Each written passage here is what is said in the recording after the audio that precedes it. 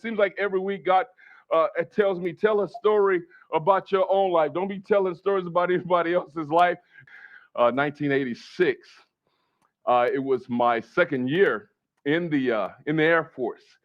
And I know many of you think that I was just the upstanding person in the military, but back then I was young, and I had my own way. I was full of pride, and I got in a lot of trouble. Yes, I did. Got in a lot of trouble. I showed up to work late, Micah, all the time. I was cussing a lot of profanity. I mean, not sailors couldn't beat me cursing. So I was cursing, and not only was I cursing, Pastor Tim, but I was cursing people out, my superiors, my bosses. It was pretty bad. I know, and everybody in here is looking at me like, no, not you, PJ. Oh yeah, oh yeah. I was terrible. I wouldn't do. Somebody's heckling me up at the front here. You know what? They would ask me to do things, and I wouldn't do it. I was defiant that I wanted to be my own man. And my bosses, who were a little bit older than me, were trying to mentor me, and I didn't want to take their mentoring. So I just did my own thing, in so much that the senior leaders tried to talk to me.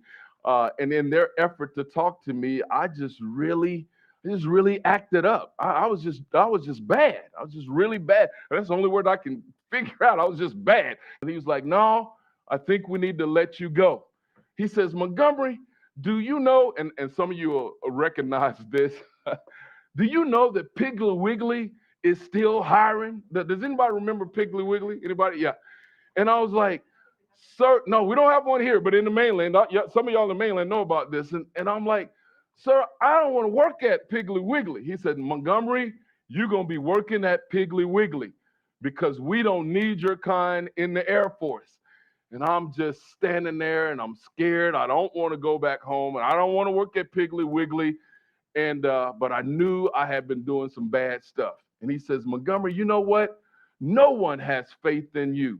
Your bosses don't like you. They don't appreciate you. Your coworkers think you're crazy.